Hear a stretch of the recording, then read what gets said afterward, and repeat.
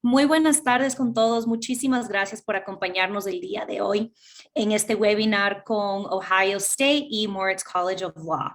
Tenemos un convenio maravilloso con esta institución para los beneficiarios del programa de crédito o beca y este consta el 50% del valor de la matrícula. Les recuerdo que para postularse al programa de crédito o beca tienen que postularse a la convocatoria que abre el 10 de enero hasta el 28 de febrero y los resultados salen el 11 de mayo. Si quieren más información sobre el programa de crédito beca, los invito a que entren a nuestra página web colfuturo.org, hagan clic en programas, luego programa crédito beca y ahí estará toda la información.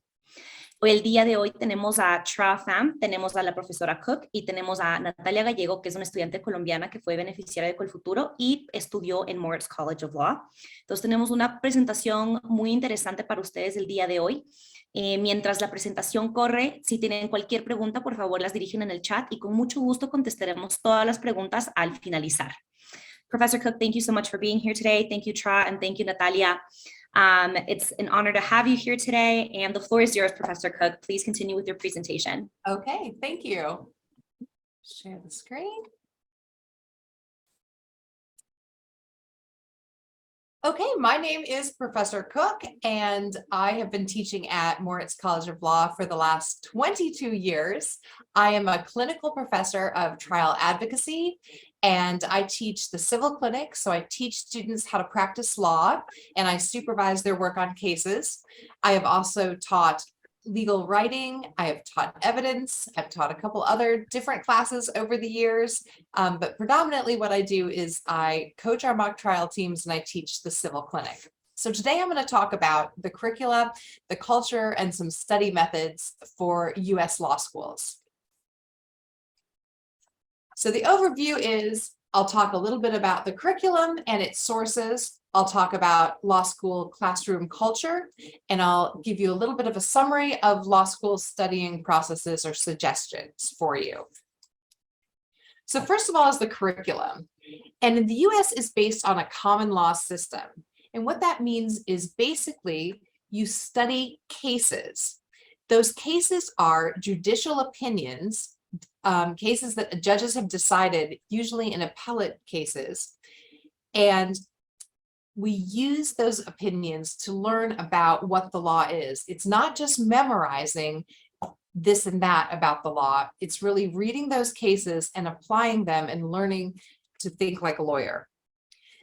The concept of stare decisis is important to this way of studying. So stare decisis is Latin for to stand by things decided. It means that courts have to follow binding precedent from higher courts. So higher courts make a decision and the lower courts below it have to follow it. So understanding how the courts are aligned and which courts are over other courts is very important to understanding what precedent matters and what is binding and what's just persuasive. In the first year of law school at any US law school, you don't really have any choice in what classes you take. You get a slate of classes that pretty much look the same regardless of where you go to law school. So I'll tell you a little bit about each of those cases, or each of those classes. The first is civil procedure. Civil procedure teaches you how to bring a case to court. Next is constitutional law, and those are court decisions that decide whether laws and behaviors fall within a federal constitution and the requirements that that sets forth. We teach that at Moritz in the second year, not in the first year, but most US law schools teach it in the first year. Next is contracts. Contracts are agreements between parties. Additionally, students take criminal law, and that class breaks down the parts of a crime. In other words, what are the elements for things like burglary or homicide? Then there are property classes. That's the law of ownership. Torts is civil wrongs that are not punished by taking away liberty. There's a legal research and writing course that talks about how to analyze a legal problem and communicate that analysis in writing. And our LLM program, there's a special class for legal writing just for LLM students. And some US law schools also teach a class in legislation. We teach that at Moritz as well. And that covers how elected bodies make laws and how courts interact with that process. So the first year in law school is designed to give basic legal knowledge and help students begin to think critically and analytically like lawyers. And then in the second and third years of law school, upper level students get to take electives. So students can focus on a specific area of the law, and they can also choose classes that are either lecture-based with an exam, more of a seminar in a smaller group that will have a paper as the final exam, or clinical classes like the one I teach, where you get to actually experience practicing law with supervision. Let's talk a little bit about the classroom culture. So the discussions in the classroom are really based on cases, and those cases are found in casebooks. What makes this different than classes you may have taken before is that the casebooks for law school don't provide a lot of commentary. Basically, students read primary sources, and the primary sources are those cases. They're usually higher courts have written decisions, and that's basically all that's in the casebook. There's not a whole lot of commentary about them. And then the commentary comes through the classroom itself. The classes, the professor will start asking questions using the Socratic method. And that can be different, and it can be a little bit intimidating. The professors will choose one or two students during a class period, and they'll ask a series of basic questions at first, but then the questions become more interpretive and push the students to think about not only what the critical parts of the case were, but how the decision can be used if one or two things change. How can that decision be applied to a new set of facts? And it pushes the understanding further. It's based on the Greek philosopher in Athens, Socrates, and how he taught by asking questions. Hypotheticals are also used in class to help students understand how cases can be used in other scenarios going forward. So students will be asked a hypo, or to make an assumption that something happened, or they'll change one fact and they'll ask, would the same decision be decided if a fact or two were to change? So it can be stressful because a student or two is on the hot seat and gets asked multiple questions. But the idea is that everyone is learning through those questions, and you're learning to analyze it, you're learning to argue for the position you want to take, and you're also learning to speak and to answer questions and be in the spotlight a little bit. So it's very interactive. For this whole thing to work, people have to attend. You have to prepare, have read the material beforehand and be ready, and then you have to attend the class and actively participate, even if you aren't the one being asked the questions. And the way you have to do that is to think through how you would answer the question if you were the one speaking. And that's the way in which you learn, and it is a little bit different than other classes, and certainly than undergraduate classes in the United States. But the idea is that we value intellectual curiosity and critical thinking, not just memorization. So it's not like all the answers are written down and you just have to memorize them and spit them back. Instead, you have to figure out what matters and then apply it to new scenarios. This is a picture of Socrates. And again, the Socratic method is used because it promotes active learning. It stimulates and develops critical thinking. It teaches students to spot and analyze issues and argue both sides, and it forces the students to think under pressure. So back to that idea of hypothetical question. A hypothetical tests someone's knowledge of a rule by asking them to assume a new set of facts and then to apply the rule, or it just makes one change or two that test the logical limits of a different rule to really increase the understanding. So there are really three keys to success in the classroom, and that is preparation, review, and practice. So to prepare for class, you have to read through the material, but you also have to analyze the material. you prepare something called a case brief, which is a breakdown of what the different parts of the case were and what the critical facts were, what was the basis for the decision. And then you attend class and you take notes on what's happening in class and then review those notes after class. So after class, think about, were you well prepared? Did the work that you do help you answer the questions, even if you were not the one answering them out loud, if you were just answering them in your head? And then you want to practice, you want to look at practice exams, you want to think about how, if you changed a fact or two, how would that be applied in the future? So breaking those down a little bit further, come prepared, listen carefully to what's going on in the classroom and take notes, but don't just write down everything verbatim that's said in the classroom. You don't have to write it down word for word. Instead, take notes of things that you hadn't thought of additional questions that you might want to ask if you had the opportunity. And then read through your notes and find answers to the questions that came to your mind. And then after a week or two, start creating outlines that put the materials into perspective and how they fit together. A couple other ideas for being prepared for class. It is important to arrive on time. Professors expect you to be there and be ready to go when the class starts. It's important to have read and briefed the cases so that you are prepared in case you're the one who gets called on, but also so you can test whether your preparation would have prepared you for the questions had you been the one who had to answer.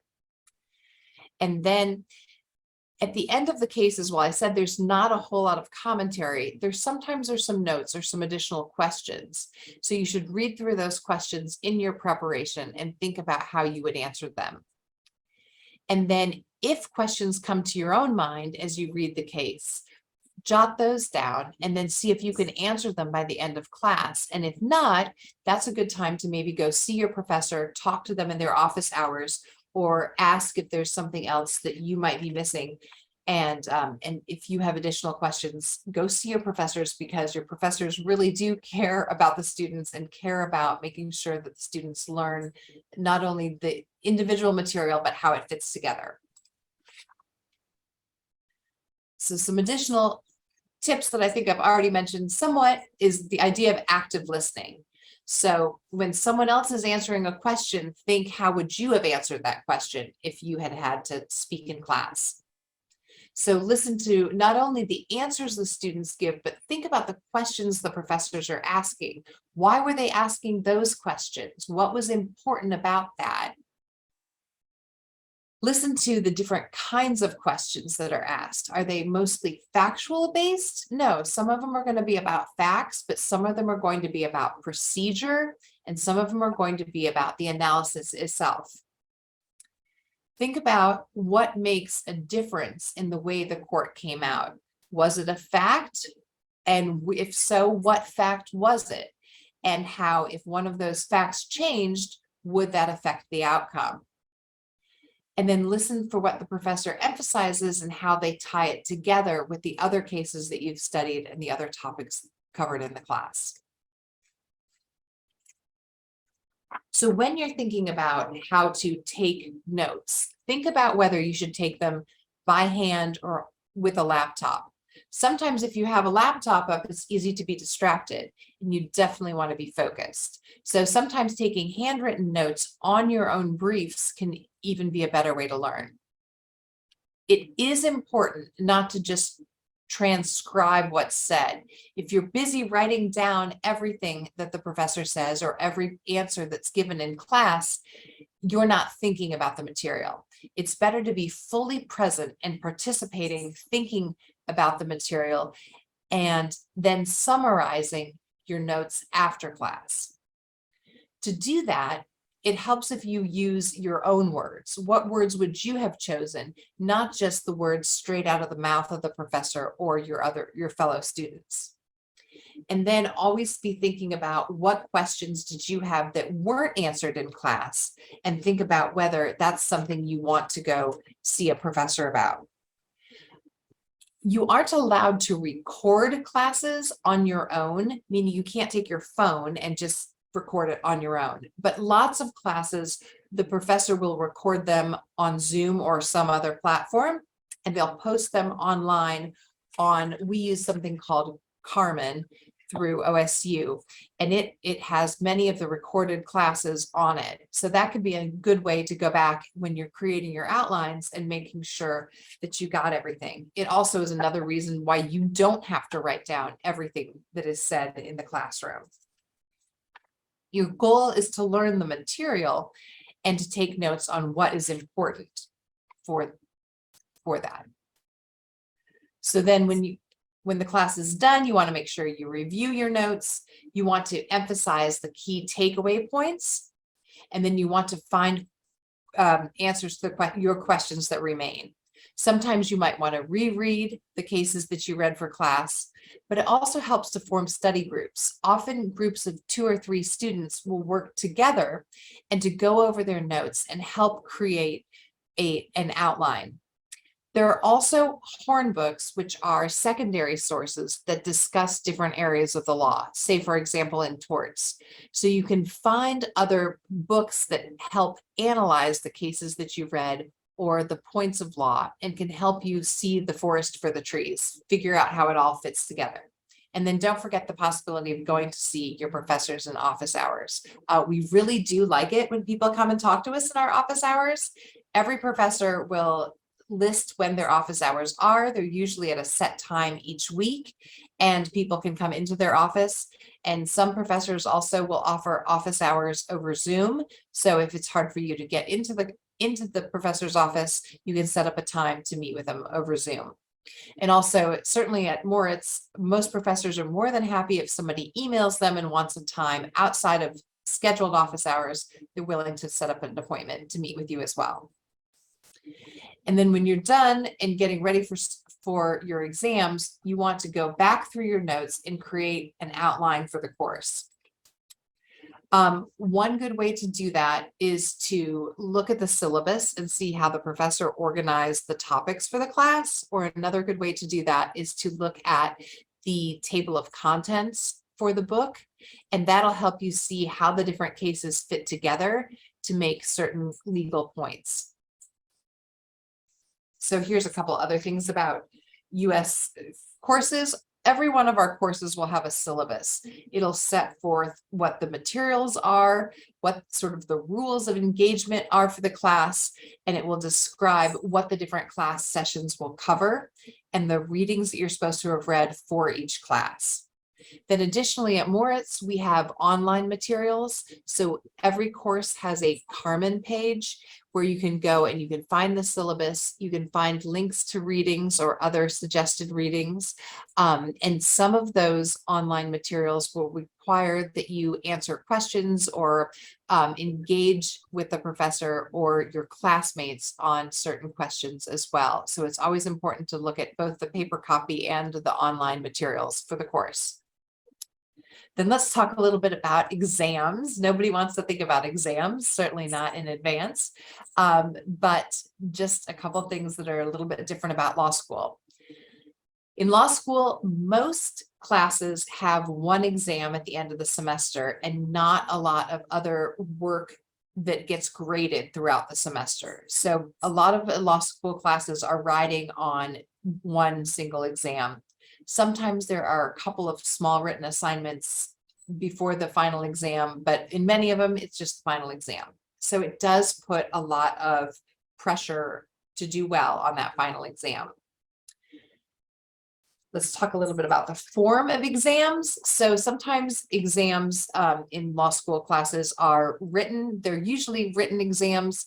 There are no oral exams in law school, in US law schools. So it's all in writing. Some of our exams are in a classroom with a proctor, and they usually last 2, 3, or 4 hours, depending on the professor and depending on the subject matter. Some professors after the first year have exams that are take-home exams. So you might have a finite period of time, say 24 hours or 48 hours, in which to open the exam and finish it. Some of those exams have long periods of time that they're available, some are short windows. So the professor will tell you even at the beginning of the course what the exam will look like, or at least what kind of exam it will be, whether it will be an in-person exam or a take-home exam. Upper level classes often have papers that are graded, or the exam type can change over time. There are a couple of professors, at least at Ohio State, who use some multiple choice, but most of the questions are more essay answers or short answers. Again, I think I've talked a little bit about preparing for exams, but a good way to figure out how the whole class is organized is to look back at that syllabus or look at the index for the book to see how the different topics fit together under one subject matter.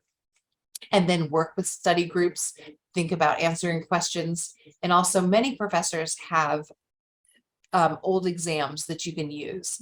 And so you can use them and see if you're able to work out the answers, if you feel confident with the answers, or if you have specific questions that you want to ask. So let's talk a little bit about grading.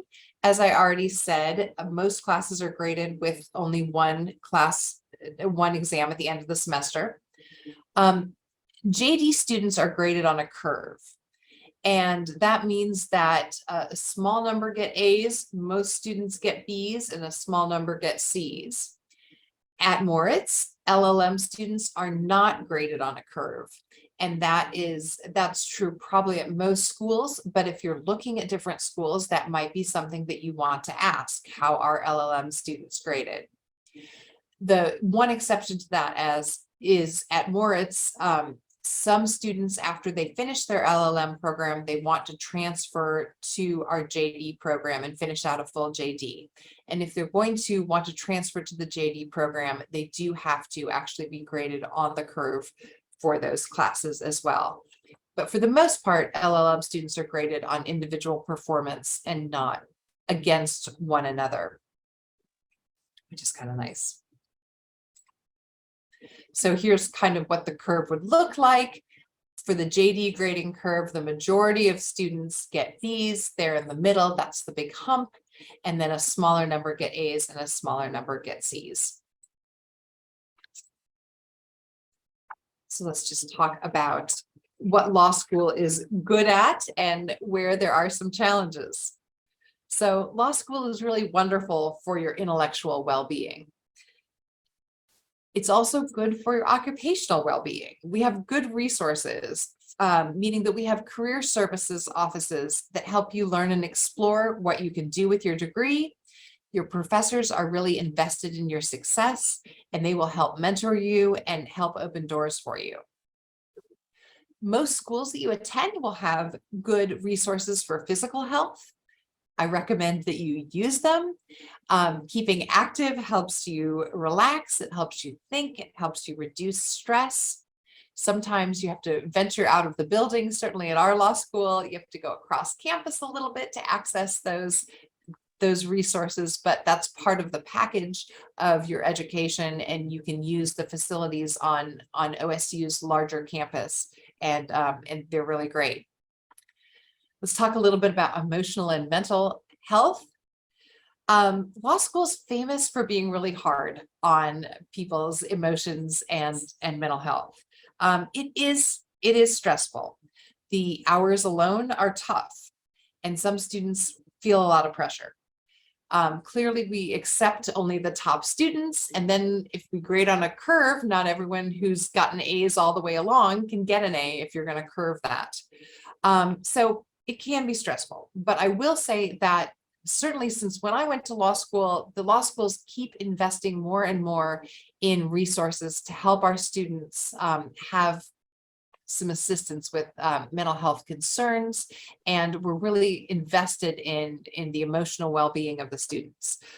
So there is more encouragement to ask for help if you feel you need it, and asking for help is considered a strength, not a weakness, like it was back in the day. So I think that is improving across all schools across the nation. Socially, there are lots of social opportunities for law students, and LLMs at Moritz are more than welcome to join them. There are many opportunities to get to know the JD students.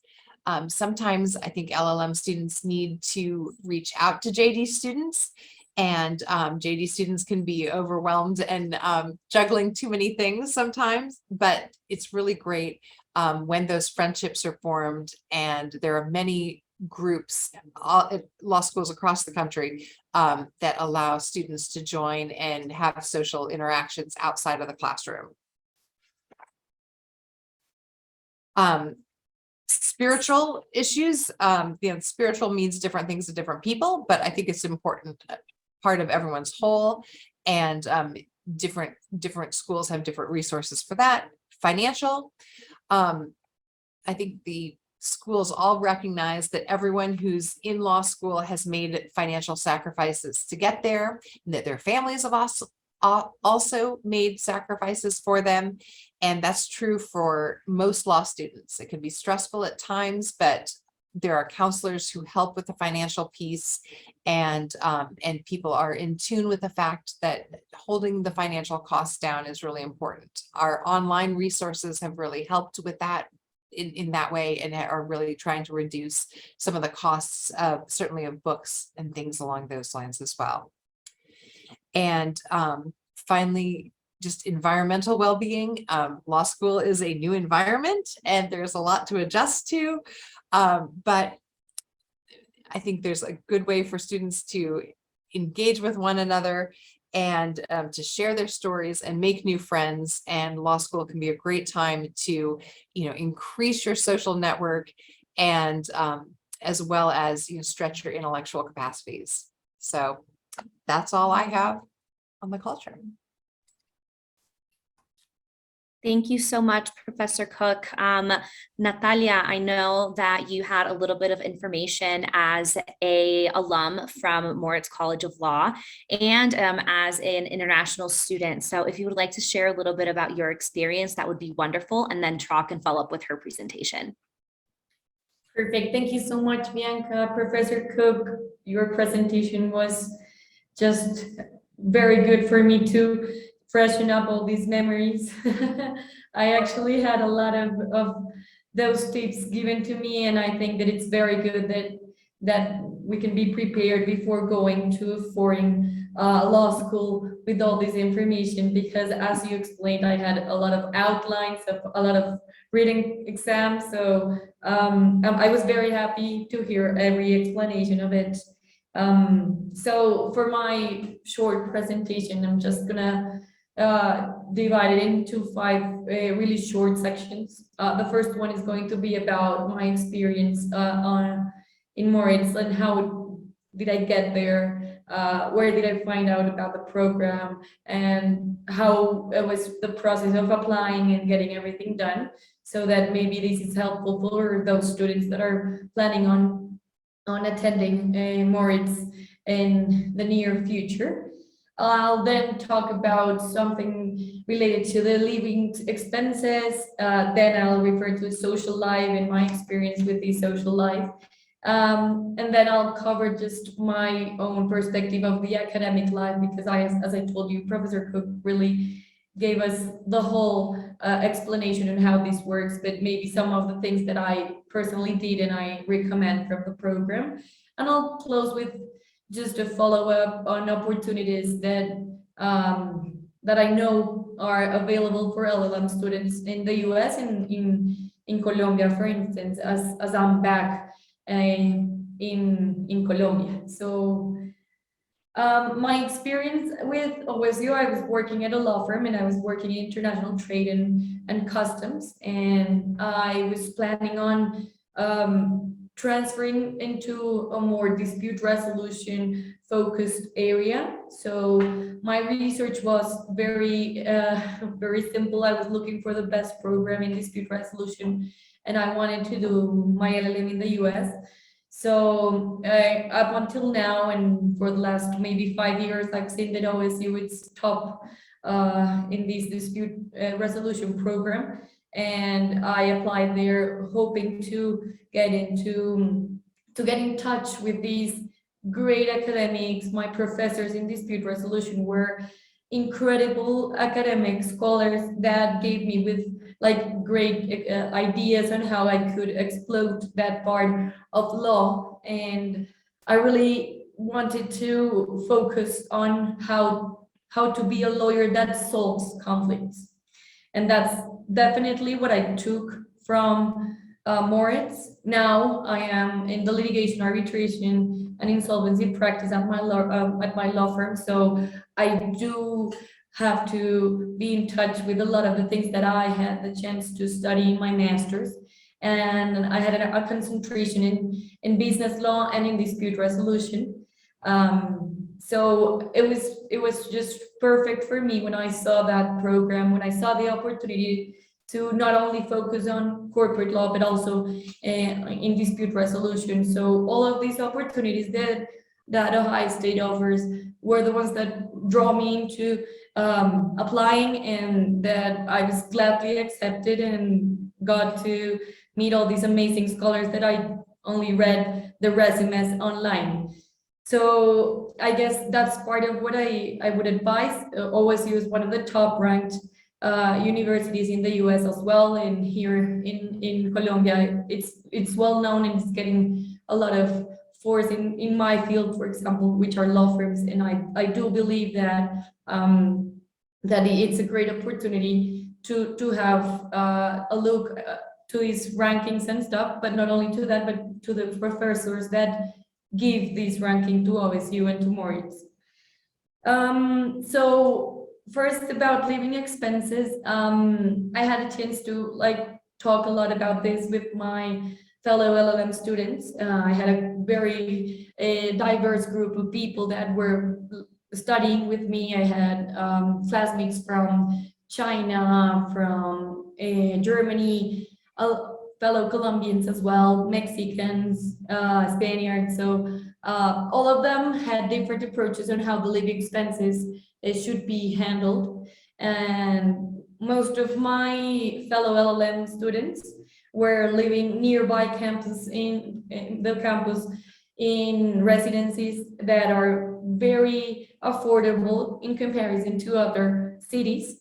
So as I told you, I was researching law schools, and one of the things that I saw was that Columbus offered very good and affordable residency around campus. And it is very good to have these sort of opportunities to live around, because I got the chance to walk to Moritz. I lived maybe 2 blocks away. And in the winter, I still had a bus with 1 stop, but I still took it because it was too cold for a Colombian like me. But in general, I think this is something very important that Columbus offers, and it's having affordable residency around.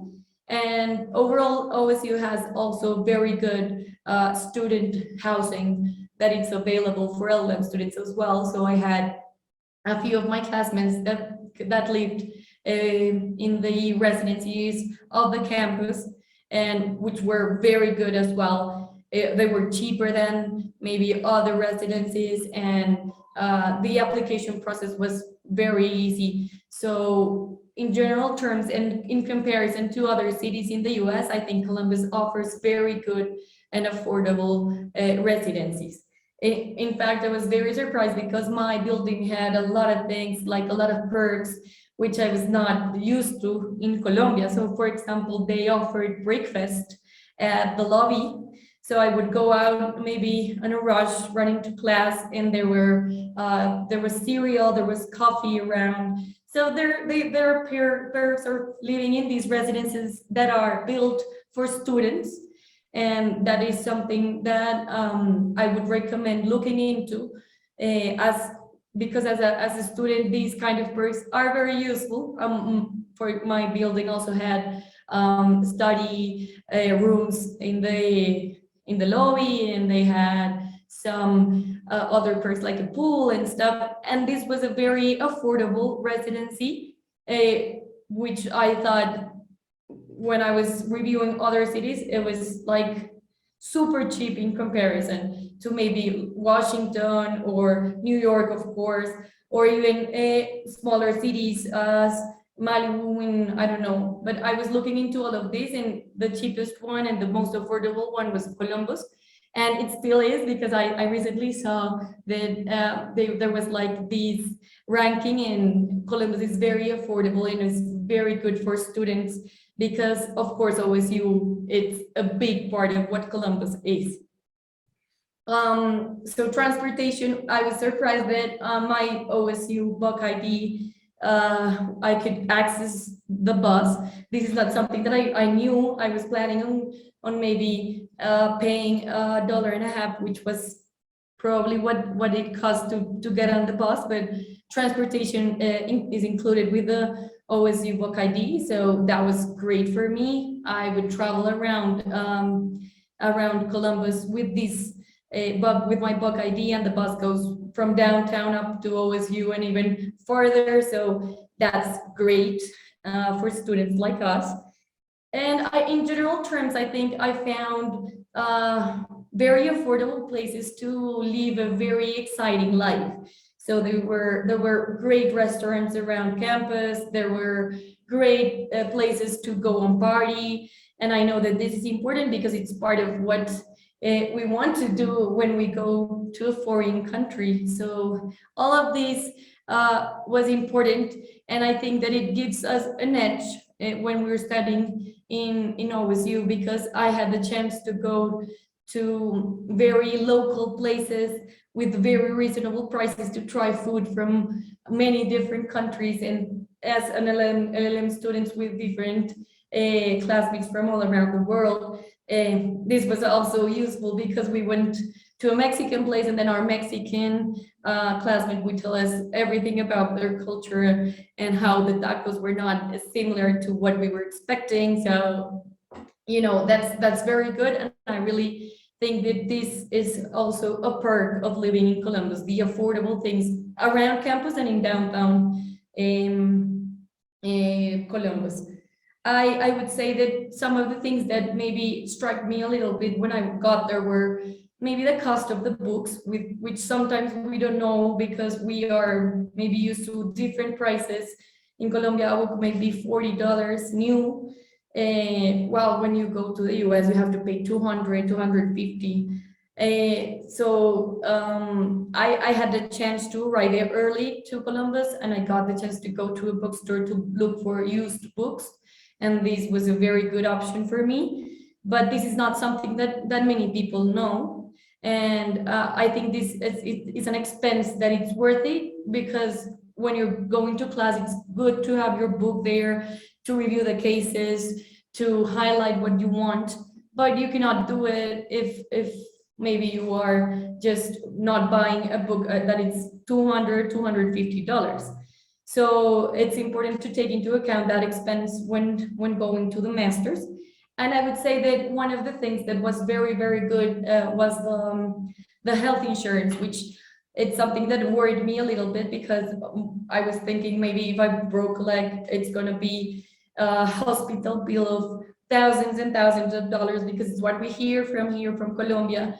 But OSU has a great insurance. I was happy that I didn't need to use it, but one of my classmates, he fell out of his bike and he had to go to the hospital, and the insurance covered everything. We even had dentist, ophthalmology, so that's free with your insurance. And I felt really relieved that I could just get sick and nothing was going to happen to me because the insurance covers everything. So I know that it's maybe some of the things that you have to pay and you're like thinking this is expensive, but it's really worth to have that security that nothing is going to happen because you have that insurance. Passing on to social life, I participated in every single thing that OSU provided. So I'm a big football fan. I had a chance to go to the shoe, so I went to all of the Ohio State football games, and this was a great experience. I got to know tailgating. Even my professors invited me to their tailgate so that I could see how that worked.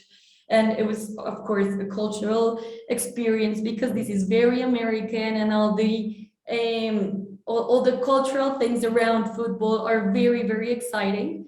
I'm still an Ohio State fan. I keep on track on their football games. I know that they are 3-0 right now, so I'm very happy every time they win. And I think that gives us an edge also, because you are not only going to the law school, but also to OSU, which is a big university with a lot of love between the community. And that's something that really, I could easily say that I had the best time of my life there, like sharing with all the people. There were even tattoos of Ohio State, and that's the kind of passion that you get from studying at such university. So that was great for me. And it's good because you're living in a capital city. So this city, it's small in comparison to others, but it has theaters. There are a lot of concerts. I got to go to Maroon 5 there. I got to go to different plays. So I went to go to see this play from Broadway in a theater downtown Columbus. There were several fairs, state fairs, which I was not used to. So that was very, very different for me to go there and see how the things that maybe we see in the movies are real there. And so it's good to be in a big city, even if it's not as big in population. It is still a city that has everything, and you can take advantage as well of being in the US and having all these perks of a big city.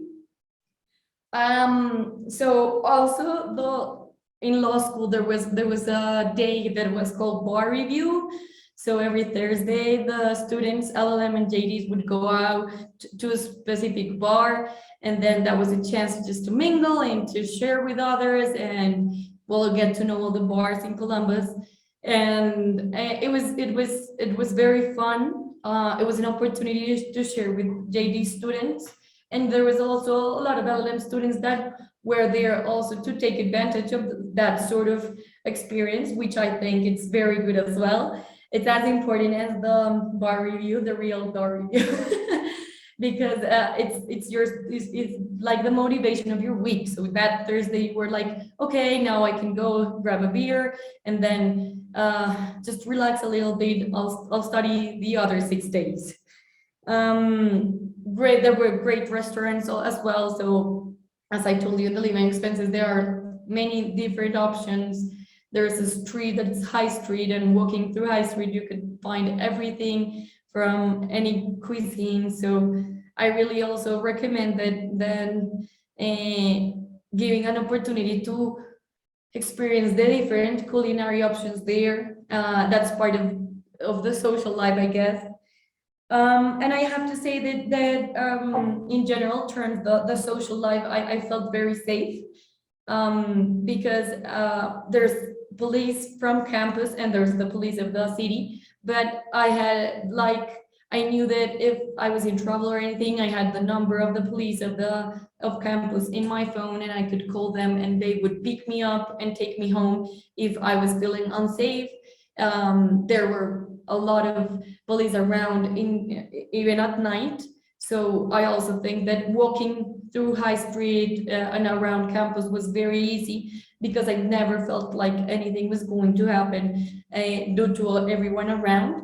And I even had the opportunity to go to a safety class and learn personal safety. It was something that OSU offered. So we went with a few LLM students and they taught us how to defend ourselves. So that was quite fun as well. And it shows that they are really caring for your safety while you are an OSU student. Now moving into the academic life. So I had the chance to do both concentrations. So I got business concentration and the dispute resolution concentration. So it was, for me, it was great because I really wanted not to sacrifice one of these options, which was the case of other universities that only offer one concentration. But I managed to like exploit the credits that I could take, and I got both concentrations with my LLM degree. Of course, there are things that you need to take into account, like from the beginning and talk with Tra and everyone in her office to plan these options, because if you want to take the New York bar, you need some stuff. If you want to take if you want to take these concentrations, there are others. I got the certificate in dispute resolution as well, which requires like 16 credits. So all of these are things that are important to take into account when planning what classes to take in that year. I want to like highlight that my professors in the LLM program were amazing. They were always like very, they were understanding of your background. And I don't say this lightly, because I know that people around international students may feel like, okay, they speak different, they have an accent, they may not get things as quickly because it's not their native language. But every single one of my professors made us like feel like we were adding to the law school and that we were valuable to the law school because we were giving cultural diversity. And then JDs would reach out to understand a little more about our civil law background and understand why are we so different in terms of case law and how our codes are very strict.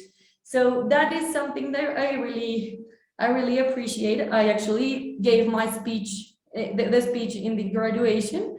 And one of the things that I said was, it was so difficult to understand some of the things that are very easy for a JD student, but for us, it was so hard because it didn't make sense from our cultural background. But understanding that and getting that kind of knowledge really provides you with a different perspective. And when you get that back home, you do know how to assess all these differences. So that's very good. Our professors really gave us that chance to show that our culture also adds to how things should be interpreted, and I really appreciated it. I kept in touch with some of my professors because I absolutely loved them. They gave me a chance to like speak out about very different things, to debate about how I didn't like common law, and they were like, yes, it's what happens sometimes. That's why I'm back here. But in general, that's something that I really want to highlight. The professors are very good at OSU. Moritz, it's amazing in giving a space for LLM students. And I had some opportunities outside class that I loved. So I was in every single moot court that I could be in. I was in the arbitration moot court, in the negotiations moot court, in the mediation moot court. So that's very good. I had the chance to debate against JD students.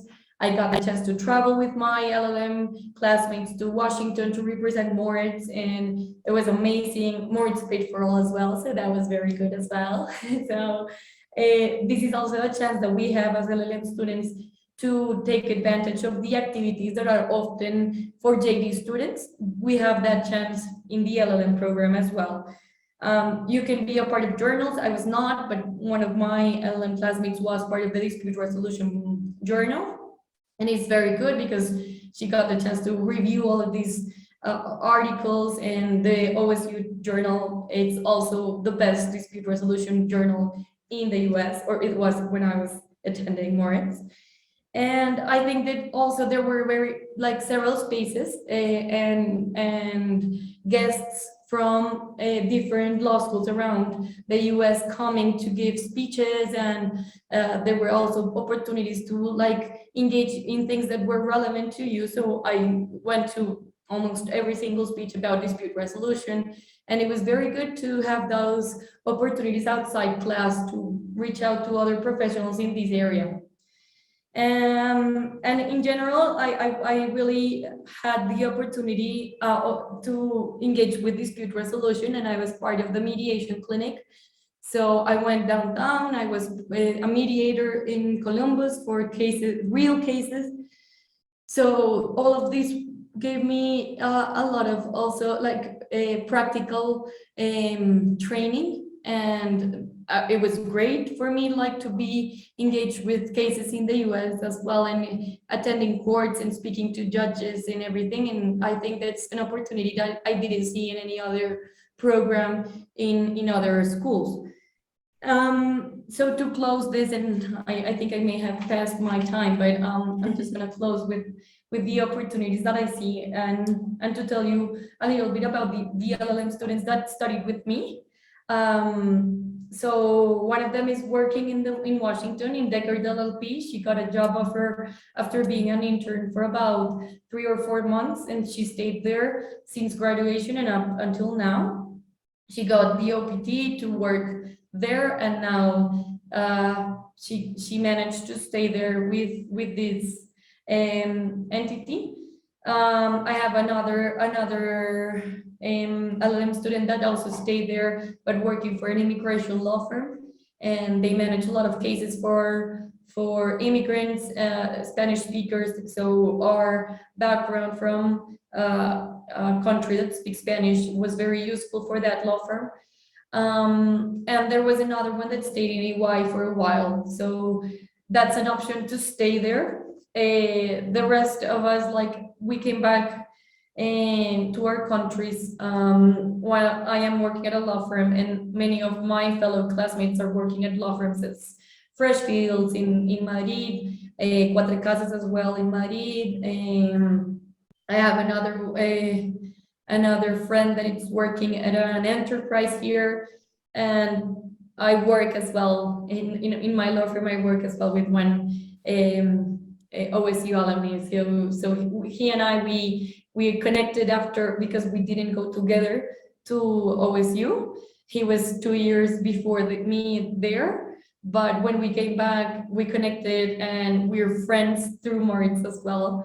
And I think that in any case, Moritz opens the doors for any career that you want to pursue. I was happy to finally get my job in dispute resolution, and I do mediations and I do conciliation, so I'm still practicing my knowledge. And I really hope that this presentation made you consider the great university that I attended. I am a big OSU fan, a big Moritz fan, and I really think that this is a great opportunity to any Colombian that wants to study and that wants to just to get their LLM degree. I'm happy to address any questions, and thank you, Bianca, for the opportunity to be a part of this webinar. Thank you so much, Natalia, for telling us about your experience. It was absolutely wonderful. We have a couple of minutes if you want to continue your presentation about the LLM programs, and then we will move on to a couple of questions. If anyone has any questions, please start rolling them in and we will answer them towards the end. I also have some questions that have been coming through social media, but Tra, the floor is yours if you want to share your screen. Thank you. Sure. Do you see the So do you see my slides? Let me Yes, swap it just it. has to be full screen. Yeah, I'm swapping it. There we go. Thank you. Good. Okay, thank you. So I will be very quick. This is a picture about our law school.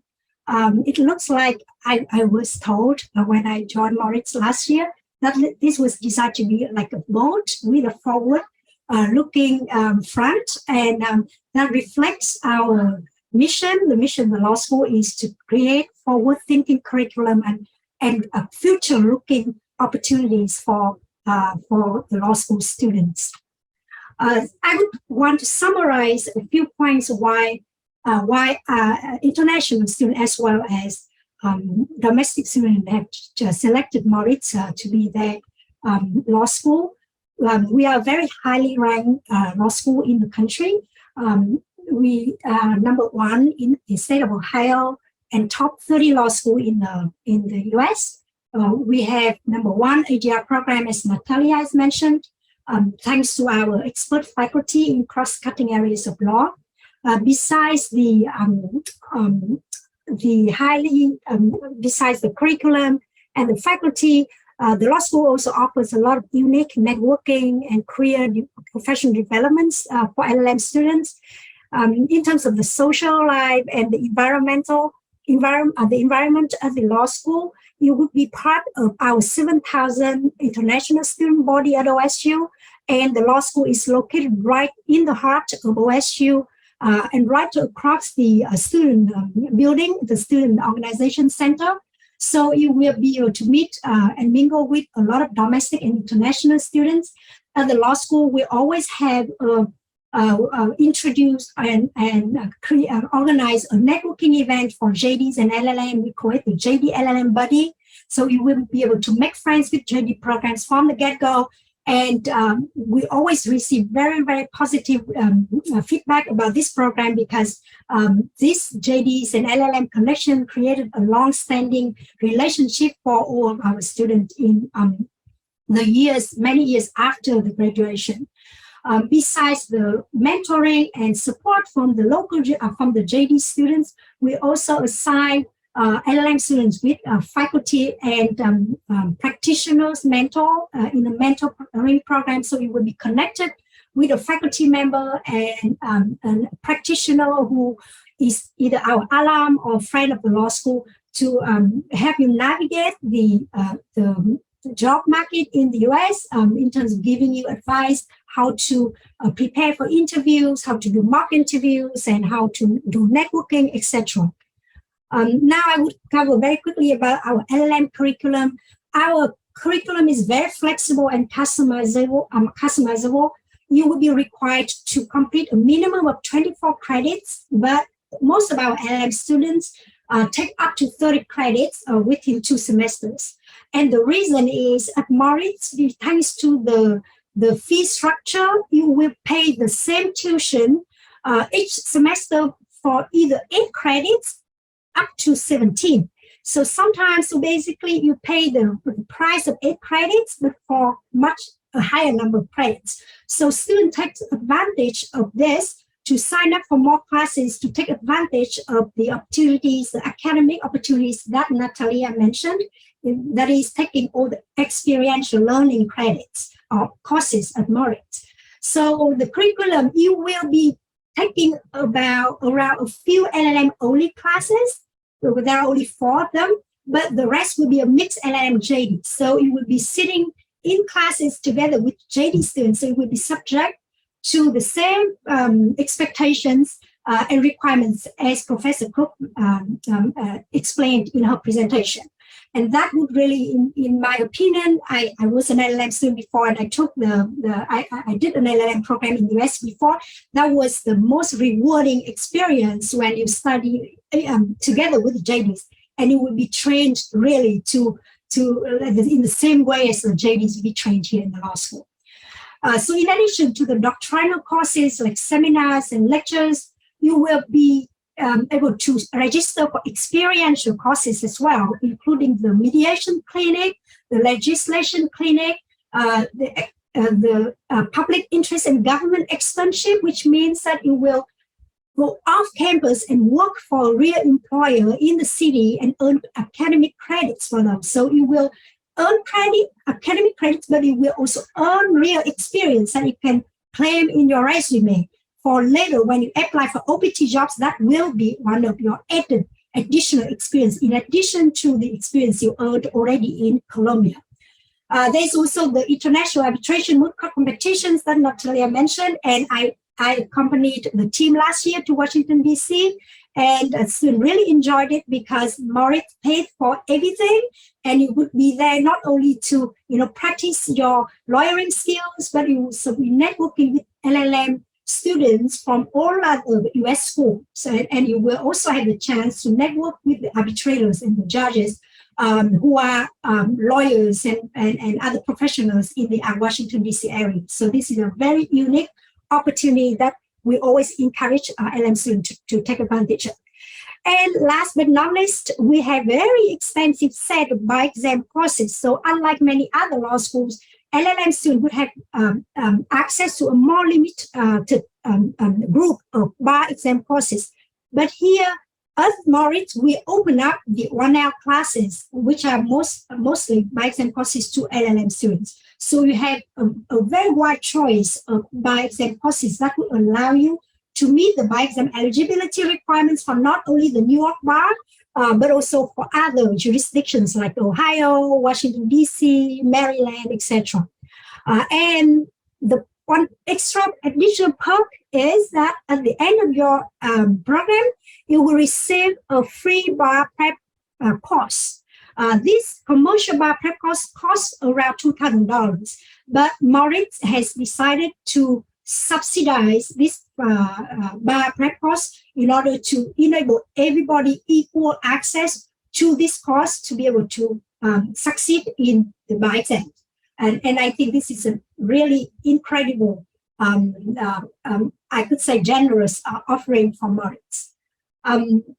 So if you, so back to our curriculum, you can customize the curriculum and choose any courses you want, or you can focus on an area of law. So as an LLM student, you will earn an LLM degree, but then you will also earn a certificate of concentration in one of these 6 areas, right? The alternative dispute resolution, corporate law or business law, criminal law, employment and labor law, IP, and international comparative law. So in order to earn this concentration certificate, you only need to earn 12 credits out of the required 24 credits, and then you will earn a certificate of concentration. Now, some students may choose to transfer to our JD program, and if you choose to do that, you will not be required to take the LSAT test, which is required for JD applicants to get admitted to the JD program, and you will earn a JD degree in 2 years, or instead of 3 years. Of course, admission to the JD program is not guaranteed, but if you are interested in this program, I would meet with you at the beginning of the program, and we talk through this one to see whether this is a good fit for you, and I will provide with some suggestions on how you will increase your chance of being admitted to the LLM JD transfer program. Here's the application process in detail. We accept applications on a rolling basis for 2 semesters, either in the fall or in the spring. Both of our spring and fall applications are open now. The deadline for the spring 2023 is October 15 this year. The deadline for fall 2023 next year is in June. So you will have a lot of time to prepare for the fall application at Moritz if you are interested. And the documents required is, in addition to the online application form through LSAC, you will be required to submit the academic records, the English test scores here. As you see, we currently accept Duolingo score as well, in addition to TOEFL and IELTS, 2 letters of recommendation, resume, and personal statement. The tuition fee for the non-resident for international students is $48,600. However, you will receive as a part, if you receive you are a Co-Futuro Award recipient, we have the partnership with Co-Futuro, and we provide automatically to all Co-Futuro recipients 50% tuition scholarship. So we will pay only half of the tuition and fee. And the health insurance fee is a fixed cost, but the books and the housing and other expenses will be a variable cost. It depends on what your life standard and your lifestyle is. As I mentioned, if you are not, if you receive an award from Co-Futuro, you will receive 50%. But if you don't, we will automatically consider you for a tuition waiver of up to 40%. Or if you write 2 essays and submit your application for the legal leadership scholarship, it will be a full tuition scholarship, and we only have 1 for now. So it's very competitive, but I want to bring up this information to you. So that's the end of my introduction about our LLM program. And now I'm happy to answer any questions you may have. Thank you so much, Chow. We actually had a question come through, but you already answered it. They were asking about the TOEFL scores, TOEFL, IELTS. I think it's wonderful that you are accepting Duolingo scores as well. We usually get a lot of questions about that as Education USA advisors, if there are any schools that are accepting Duolingo. So that's absolutely wonderful. And then another question that came in through social media is, what makes a good candidate for this kind of program? What do you look for in an applicant? Thank you. Thank you. This is a great question. So our admission committee reviews take a holistic approach, and we would take into consideration of all factors. We would consider the academic performance during the law school. Of course, the cumulative GPA is the most obvious criteria. However, sometimes we would look at also at individual grades in individual classes that are in the area of the student, that the student is seeking to have advanced study in that field. For example, if the student was very interested in criminal law and applied for a concentration to the LLM program's concentration and explained very well in her personal statement that is how this field is her passion and how her career goals will be aligned with this field, right? And then we would look at the individual GPA and see, okay, all of the classes in criminal law during her 4 years of law school are really, really good. So we could kind of like take that into consideration as well. And we also take into consideration the work experience for newly graduated students. Of course, there's not much work experience after graduation, but we also take into account the internships, the externships, or other kind of extracurricular activities. And then the letter of recommendations, from feedback from the professors also help. And the personal statement is actually the tool for the student to really highlight why the student is a great candidate for this program. So we want to the student always to address two questions in the personal statement. First is, why does the candidate think that based on what the program offers, why do they think that the program will be able to elevate her career goals and help bring what her prior experience and qualifications up to a different level after the graduation? And then the second question is, why should we invest in you, right? So that is where you would sell your skills, your qualification, and what you did, what your prior accomplishments, how can you bring that and serve the academic community here at Moritz. So that makes you a strong candidate. Thank you. Wonderful. Thank you so much. And then the other question we have are about class sizes. Because you have, different tracks, does this make the class sizes smaller? Can you touch base a little bit on that? Yeah, I can talk a little bit, and I think Professor Cook will be able to help me with this answer as well. So Moritz is not a huge law school, so it's a mid-size, and we have currently we have all students from the first year, including second year and third year. We have about 480 students in the law building. So for lectures and seminar classes, the cap is always about between 50 and 65 students for the 1 year classes. But then for the smaller seminar classes, for example, it varies. It depends. Can be from 12 up to 25 students in a class.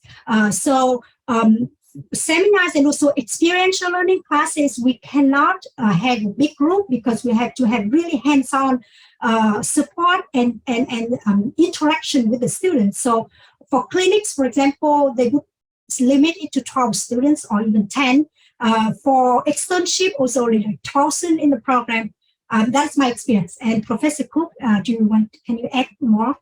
Sure. It's actually, it's 8 students because it's an 8-to-1 faculty ratio for clinic and experiential learning classes. And most seminars have between 12 and 15 students in them. Those are classes where you're going to be doing some writing, and they keep those classes really small so that you get really individualized feedback on your writing so that your writing can really improve. But other than that, I think you got them all All right. And I just wanted to add that because of this, the experiential learning courses are very desirable to LLM students, and we know that the class size is very small, so we always reserve a spot for 1 or 2 LLM students, each student for each experiential learning course. So we never really, like LLM students always have opportunity to register for at least one experiential learning course. Thank you so much. And then the last question we have is about recommendation letters. How many recommendation letters are required in the application process? And do you prefer them to be academic and then from your work life? What do you suggest? Yes, so we require only 2 letters of recommendation, and we always recommend students to request a letter from one from a professor and one from an employer, a supervisor, for example. However, as I know that like some recently graduate students, you don't have much job experience yet, then you can obtain 2 letters of recommendations from 2 professors. But the most important thing is that you select someone who knows you very well, who can really talk personally about your academic capabilities, your qualities, your skills, and your, how hardworking and how, innovative you are, for example. And though, yeah, so I think that that is the most important thing that we will look into is to see like whether this person really can speak truthfully and about your qualities. Wonderful, Trop. Thank you so much. Well, those were all the questions we got, but still, we'll send out the recording and a follow-up from all of you in case you would like to include the email. I'll follow up with email with you shortly, so just in case you want to add anything. Well, gracias a todos por estar aquí conectados con nosotros. Les recuerdo que el convenio que tenemos con esta institución es de 50% en el valor de la matrícula. Es una maravillosa oportunidad. Entonces, les vuelvo a invitar a que se postulen al programa de crédito beca. Las aplicaciones vuelven a abrir, la convocatoria abre el 10 de enero. Estaremos aceptando aplicaciones hasta el 28 de febrero y los resultados salen el 11 de mayo. Thank you so much, Professor Cook. Thank you, Tra. And thank you so much, Natalia, for telling us about your experience. I hope everyone has a wonderful night. Thank you so much. Bye, everyone. Thank you. Bye. Thank you. Bye.